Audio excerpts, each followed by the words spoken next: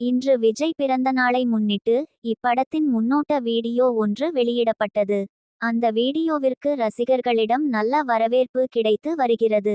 படத்தில் 2 வேடங்களில் விஜய் நடிக்கிறார் என்பது படத்தின் முதல் பார்வை வெளியிட்ட போதே தெரிய வந்தது. இன்று வெளியான வீடியோவில் அவர்களிருவரும் இணைந்து ஆக்ஷன் காட்சிகளில் நடித்துள்ளனர். அவர்கள் அப்பா, மகனா அல்லது அண்ணன், தம்பியா என்பதும் தெரியவில்லை. வீடியோவின் மூலம் கதை என்னவென்பதை புரிந்து கொள்ள வாய்ப்பில்லை. இருந்தாலும் டீசர் முடிவில் சில வினாடிகளில் நிறைய துண்டு காட்சிகள் வேகமாக கடந்து போகிறது.